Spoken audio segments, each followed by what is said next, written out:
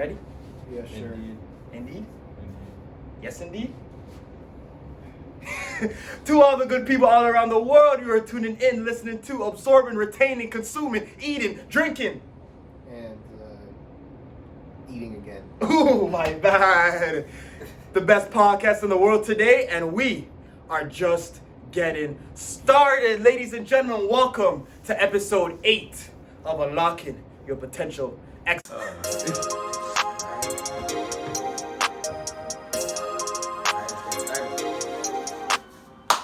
Can I get a round of applause one time?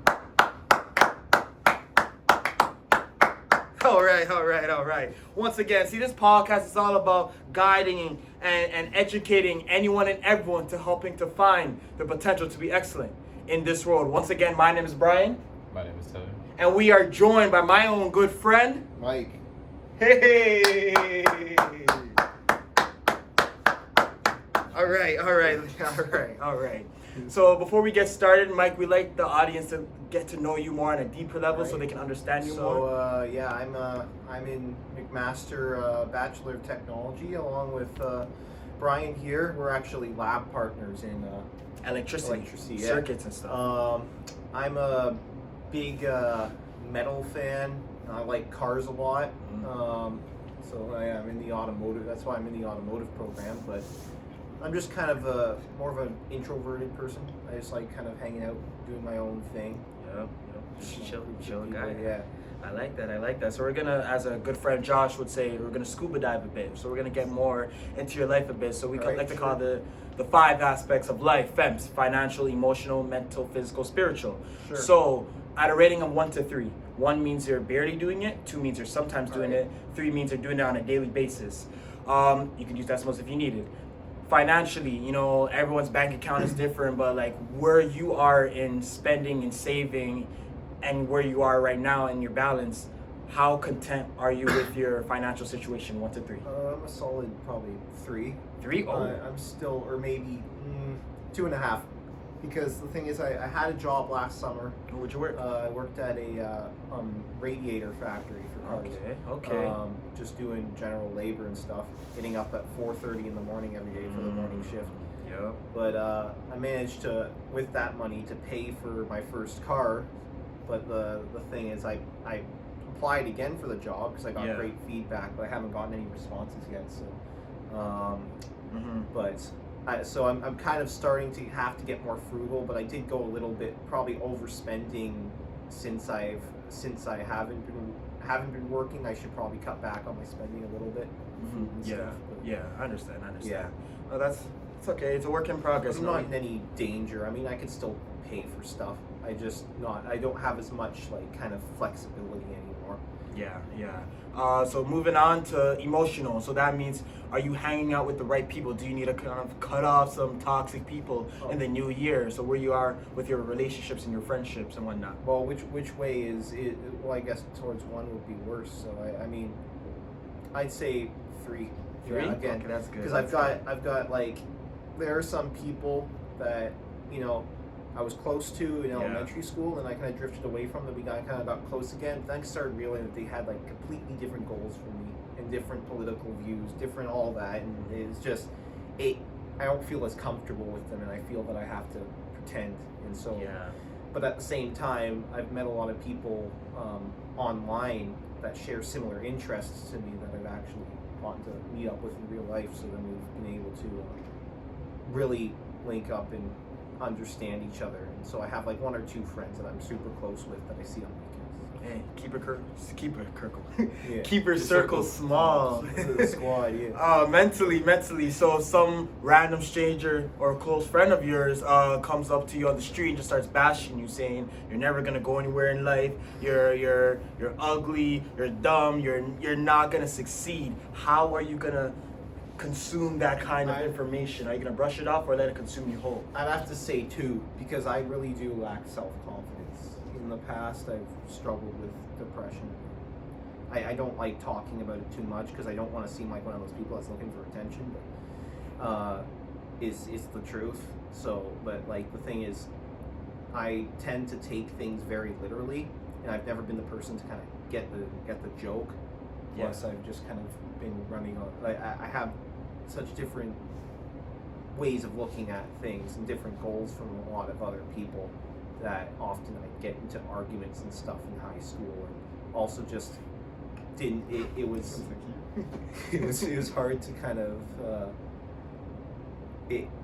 I feel that people are being passive aggressive to me even when they're not, and I tend to be very questioning of myself because of what other people's actions, even if they're completely just like even if it's just something they do by habit that they don't actually mean anything by. Physically, so you don't have to be a Greek god like this guy over here, but where you are in what you're eating, what you're consuming, is like the eating habits and the maybe workout habits you're doing now.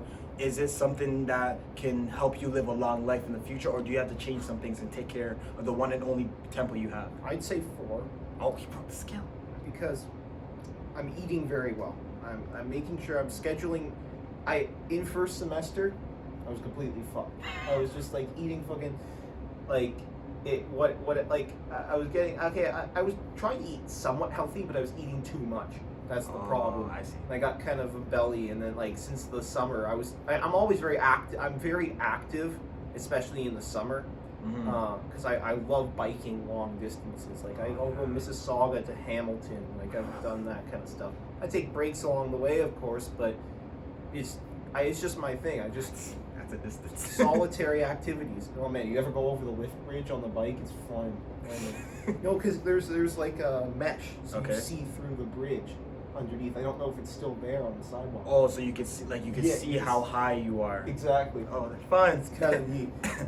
But also just it's especially fun though when you have to stop and watch a ship go through, and then the whole bridge. It takes like 10 minutes for a bridge to pass under. Oh yeah, because you have to wait. Yeah.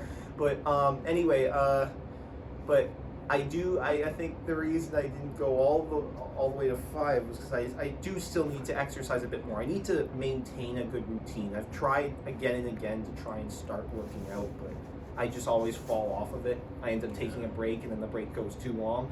That kind of thing. Yeah. Spiritually, so not you don't have to get too deep into your religion because everyone's is different, but can you see the unknown and be like, I can accomplish that? Like, what are your confident levels and belief levels in conquering the unknown? So I'm actually, I'd say 4 again for spirituality. He broke the scale again. Because I'm actually a confirmed Catholic. You don't know probably. So, and I don't attend church like that regularly, but I still hold a decent belief system that there are some things that science cannot explain. I like learning about the paranormal and that kind of stuff. But that also kind of gives me a feeling of humans are more than the sum of their parts. And so I do have kind of a confidence of like somewhere out there I mean something to someone in a way. Or it's like that kind of thing, like I do play a role in some way. And so when I do get good feedback from people, I take that to heart really personally, even if it's just minor things. So again, that comes back to me being a very literal person. Like if someone, and I do overthink things, and it could be both. It could be good on the spiritual side, but bad also on the self-confidence side sometimes. But yeah. I like that. So now the audience knows a little bit more about you on a deeper level. So we can get right into the podcast. It's really all about what it takes to pursue one's passion and dream and goal instead of succumbing to societal norms and living the traditional lifestyle, unless you are okay with doing that. But for the people who don't want to live a certain way or who are forced to live a certain way, stay tuned because we got some good information coming your way. So we'll hop into the first question. Michael, just plain and simple, what is your passion and dream and why? My passion, I love old cars. Ever since I was a kid. How old?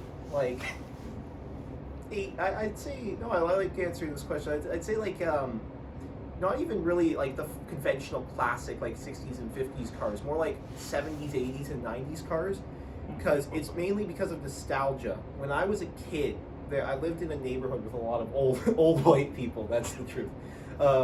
And they were all driving like K cars and Oldsmobiles and stuff for like some old Japanese cars from the 80s, and I always just liked them. I thought that I liked the simplicity and very like functional design of these older cars, as well as just they're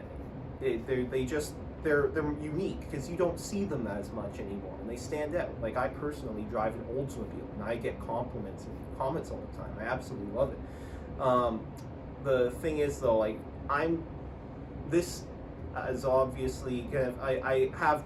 Of course, there aren't many careers exactly pertaining to classic cars, but from this interest, I've kind of gotten into, mechanical engineering and stuff like that. I also love building models of these cars specifically, and I learn a lot of working with hand tools and about the actual parts that go into the car, and the amount of work and planning and problem solving, things like that. And I'm hoping one day, like my goal, I don't need to be like the top end of Tesla or something, but as long as I'm hoping to be kind of a middleman, like an engineer who could put something together if he was asked to, which is that's needed. A lot of people, they come out of U.F.T or whatever with an engineering science degree, and all they want to do is design stuff. Well, you can't just do that. Sometimes you have to build a prototype, or you have to draw something and present it to people. And that's why I think the B.Tech program in specific is great, because we have all these co-op terms and the even the automotive people. Because he looked at me. Because he's in N one. Oh. He keeps giving me slack because I'm in B.Tech. Well, everyone's different. All programs are good, really good. There's still a place for like pure theoretical engineers. It's just that's not my thing. That's the thing. I like to be able to talk to like the blue collared workers and to work with them and be able to do stuff myself, because I love working on my car. I love, again, building things, drawing, presenting things. I take a lot of when I get passionate about a topic, I love teaching people about it, and that can really help with project management and those kind of things. So I'm hoping maybe, like, I have connections. My uncle actually works in Sudbury. He worked at one point for Komatsu. Okay. They make the like diggers and things like that, because they have a lot of mining industries up there. He was actually working in a shop programming CNC machines to manufacture them. Okay. Then now he works for Kubota, and like I could go up there, and if I could, I would be happy if I could work with him and like take my Nassim Mohammed C++ programming knowledge and make $60K a year programming machines, and have a house out just on the outskirts of the city, and have a nice shed and work on old cars. I like another thing I like is just I like the peacefulness of wilderness. Like I'm not one of those people that's, again, being an introverted person, I'm not one of those people that's always partying. Like it's just not my scene. I like hanging out with my friends, playing some music, and like drinking a couple beers, working on cars and stuff like that. That's the kind of life I like. So that's a point I like that you made. Like some people, when they see success, they see like a lot of money, like millions and millions of dollars. Popularity, big fame, red carpets, that whole big thing in every single job. But what I like, the points that you're making, you're specific about what you want. You're content with making this amount of money, and what the most important part about all of that is that it makes you the most happy in that part of your life. And that's what I feel like a lot of people need to realize, that it's not just about making or doing a certain thing, but is it also making you happy in the process of doing that thing on a daily basis. So I said you want to answer a bit of questions yourself. So what is your passion and dream? And like why? Long term? Long term. Career wise, my passion and career kind of tie in together. The reason why I chose like to do Eng1, particularly because I want to be a civil engineer. Okay. And I want to be a civil engineer because I see like I'm very interested in the way that like paths and roads and everything connects, and how that whole like system connects, and how urbanization kind of spreads. I kind of think of it like a vein system, like the way our veins go around and like deliver blood to the rest of our bodies, that type of stuff. And my main goal is basically to go to like third world countries and stuff like that, go to rural areas and like urbanize them. So make a it's change. like exactly because when people talk about helping certain places and helping certain countries, a lot of problems with a lot of those countries that are not urban. Like there's no place to put a big hospital. There's no place to put like a big school. And without kind of like the road system connect those places together, it doesn't make sense just to build a building, a dirt road, or like a path. You need a system. That's the you need everyone to come together and kind of organize. Because a lot of these countries, these small villages of people. You could correct me if I'm wrong, but as I see it, is like these villages of people where there's small communities that everybody does like a different thing, but it's not really organized around one central kind of goal, right? And if you could motivate these people to get together and start building stuff and organizing local governments and councils and stuff like that, that goes a long way into developing these things. I see what you're saying, but it's less so villages, but more so on the country level, right? And it's not necessarily like organization. It's more so like the infrastructure. Yeah, it's the infrastructure and the fact that it's cooperation more so than less so than organization, because a lot of countries, like a lot of rural countries, they're more so dependent on a lot of bigger countries, and they don't work hand in hand with their population. Mm-hmm. That's why you see all these corrupt governments in a lot of places. Because once you get to that level, or once you're like kind of make it out of what you were in like a impoverished land, you gotta get selfish. Yeah. You're kind of like lobsters at the bottom of a barrel, or crabs at the bottom of a pot type of thing. Oh, you just want to drag other people down. You just want to stay as high as you can. Mm-hmm. And I feel like if you add enough infrastructure, like no matter where you are, it gets harder and harder to corrupt an area. It gets harder and harder to like keep people down in a way, because you just see opportunities around you, and like even if it's by pure chance, they're more likely to like get motivated, as you said, or because they see more things around them to like go and do. Speaking of motivation, so for those who don't know, who are just tuning into the podcast for the very first time, first subscribe, thank you very much. We're teenagers, so the fact that to some people, I didn't start realizing this until I got closer and closer to being 18. A lot of people are actually really surprised that certain teens in this world actually know what they want to be, are trying to pursue that passion. You know what you want to be, you know what you want to be, I know what I want to be. We found what makes us happy, and we're already working from this early point in age to pursue that passion, pursue that dream, that goal. But some people, whether they're 18, 20, 30, heck, even 40-year-olds, are just stuck in a certain position in life that they can't get out of, and they don't know how to get out of that. So what advice could you guys give to people who are stuck in being in that societal norm struggle because of mindset, parents, society? So what can people get out of that societal norm bubble and become the person they want to be and pursue their dream and goal and passion? I'd say just don't, it sounds corny, but don't be ashamed to do what you want to do, and just have don't be apologetic about yourself to anyone. Okay? Just find a hobby that you enjoy. It doesn't matter what it is. Like, again, I like building models. You can like a certain sport, or building it, I don't know, being a collector of a certain hobby item, or sailing or something like that, and just find something you love doing and get really into it. You don't have to make it your job. Your job could be slightly different. Like, again, everyone has different. Some people want to do, if you could find a job that you're getting paid to do what you love, that's great. But find something that you're super passionate about it, and stick with it. And you will find, I guarantee you will find other people who, no matter how obscure your interest or hobby is, you will find other people who are just as passionate about it as you. And those may become your true friends, because they understand you. And then you'll be able to move through life knowing that there are other people kind of on the same wavelength as you. And you'll never glide apart from these people, because you all have similar goals in life, and so you'll all be going along the same path. Yeah. Well said. For me, it's more so like devoting yourself or delving into something that you want to do, and then building upon that as a passion. You touched upon like hobbies and stuff like that. Yeah. I think that's really powerful. If you're already doing something like for fun that you enjoy, find a way to monetize it.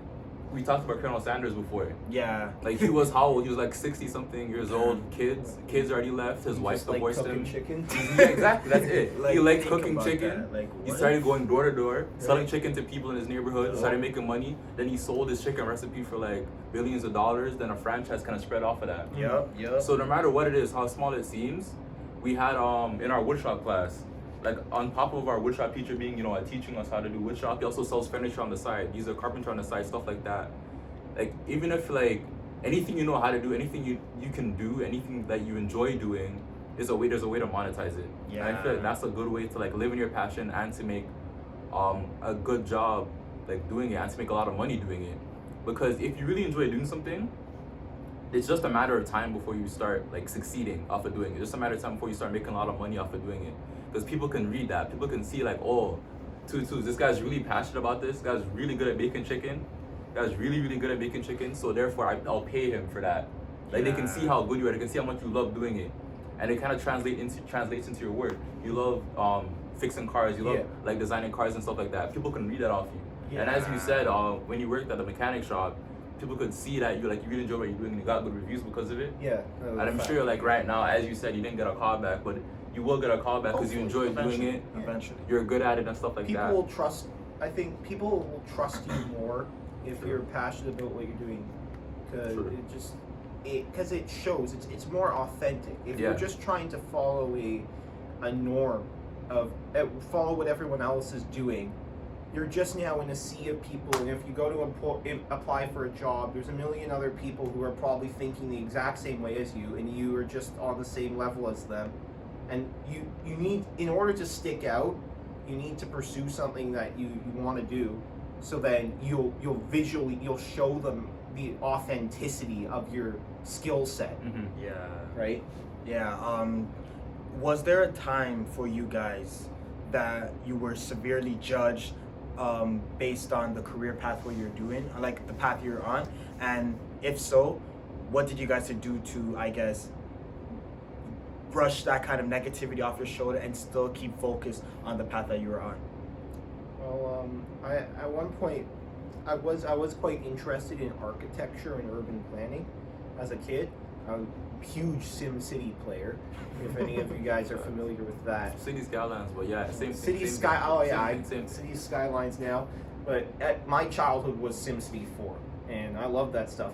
The thing is, and my parents were kind of pressuring me to go into architecture or something, and then I was always passionate about cars. It's just I went through this phase, and then my parents were like, "Oh, I thought you wanted to do architecture." When I'm like, you know what, I want to go into automotive technology, and they were kind of, they didn't have anything against it. They were just kind of like started questioning me because they said you're always obsessed with something different. But this was something I was interested in since a kid, and they didn't know that there were many programs available for that. And then so they were going to be like, "Oh, well, why don't you try to be a mechanical engineer?" Well, yeah, they were kind of. There was an element. I'll admit there was. I did succumb to an element of pressure from my parents into going into university. I probably would have anyway. But I was also considering other options, like maybe getting into some kind of skilled trade, because I really appreciate skilled tradesmen. I think it's cool even if it's a simple task, if you could do it better than any other person. I just find that fascinating.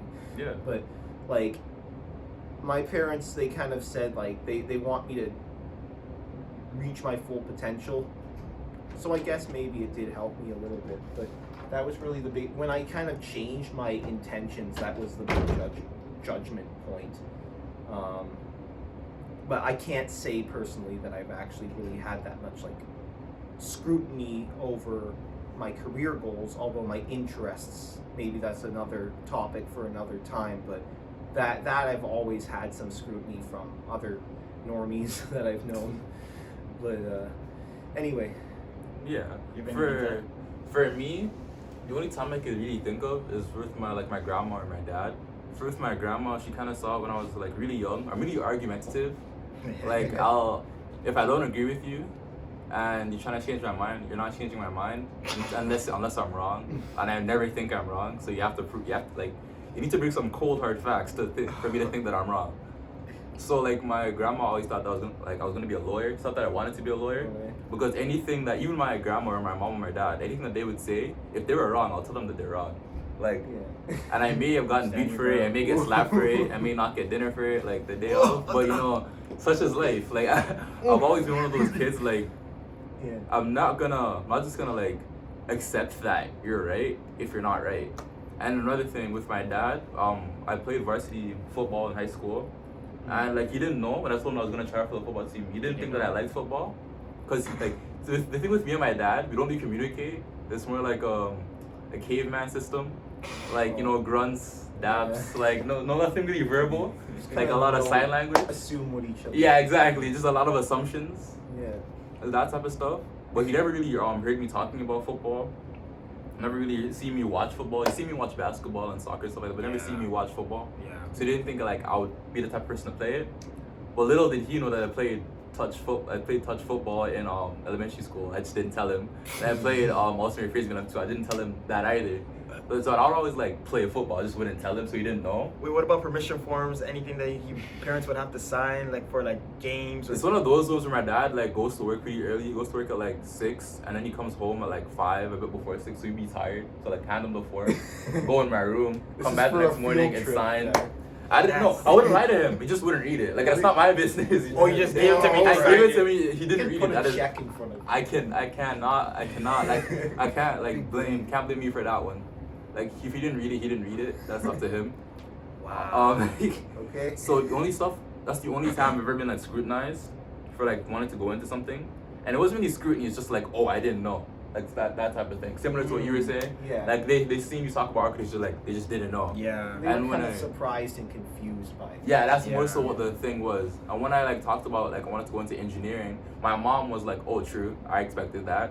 Really. Because I would play with like Lego and like I would like build- Yeah. I would, Structuring. like when there would be like a dominoes kit, like in our house, like in Jamaica. Instead of like learning how to play dominoes, I'd build a maze out of it, and I would like get. This guy changed the whole game. No, like I was super evil because I'll get grasshoppers. Or, like Wait, put them in the front of the maze. like a toy one from like $1. Nah, like little grasshopper. I was born and raised in Jamaica, so like I literally just grabbed a grasshopper, put it in the maze, and put grass at the end of it. Because I was a kid, I didn't know like we're. You're grasshoppers actually ate. evil, you know? So I'm like, oh, they eat grass, so like this should work. So I put torture. I put grass at the end of the maze, and I covered the maze, and like they would just like not go anywhere, so I just release them, or I would kill them or ripping off their legs, stuff like that. You know, kid stuff. Yeah, kid stuff. So like going into engineering and like civil engineering, that all made sense. So I didn't get too much pushback. And, you know, coming from like a third world country, engineers make a lot of money, so that like they can't complain. I don't know why, Stuff but like that. bug torture seems to be an obsession with children. Like, I mean, Yeah. me and my friends used to like, we would like take bugs and move them all the way across the school field. Or at one time, my friend burnt an inchworm with a Magnifying glass. Yeah, I think every kid did that. You know, burning stuff. every with kid. fire. Yeah, every kid did that. Yeah. Next question. You won't get burnt though. You're too big. You're too big. It's You're not almost inside. 5. Yeah, of course. It's the last question, right? All right. Any tips from going to living your life in someone else's image to completely living your life in your image, pursuing your passion, being happy? Now, we got a lot of people from different races, ages, or 2 gender, unless some people believe there was more than 2 genders, then congratulations. But how could you change? What advice could you go from? You're going to the top of the gender. What advice could you give to help someone go from living in someone else's image to living in your image and being in control of your life 100% of the time and pursuing your passion, your dream, your goal? Sit down as soon as you can and really, like, honestly think, when was the last time you did something that you genuinely enjoy? That wasn't just something. Sometimes you do have to give in to friends because not everyone's going to have the exact same interests as you, right? But when was the last time but you still have to spend a lot of time with yourself. And when was the last time that you did something that you genuinely enjoyed personally, regardless of what other people think of it? It can be something, it doesn't have to be something no one else likes, but do you enjoy it personally? And would you want to continue doing this? Just evaluate that. because you'd be surprised what you would come up with. And you may this will be a wake up call for you to start trying to find something you like doing, and or maybe ask other people, like, you know, based off of what they see in you, what they think. You don't have to get advice from them. Don't make them control you. Yeah. Because often other people can see things about us that we can't see. Yeah, because looking from the outside. Exactly. Yeah. We act subconsciously in certain ways. Mm-hmm. Well said once again. Thank you so much. Tevin, got anything to add? For me, personally, it was just like, cause I would go on walks, right? So there's like a forest close to, like a park, forest, whatever, close to where I live. I would just go on walks, just thinking, like solitude, and like what you said, just like having time to yourself to think and really reflect. And I think he was right on point with exactly what he said. Think back to the last time you truly enjoyed something, and then just find a way to monetize it. That's it. Like, no matter what it is, just find a way to get people to pay you for it. And people will pay for anything, so. Make it, well, now it's even easier, too. With, again, the internet and all the rumors going on about all the rise of the internet. Well, it can be a great tool, because, I mean, it's easier. You used to have to pay just to put an ad in the paper. Yeah. Now you could go on Instagram or Facebook or whatever and put up something in 2 seconds, and it could reach a whole bunch of people. Oh, social media is ridiculously crazy. Sure. The reach you could get. Yeah.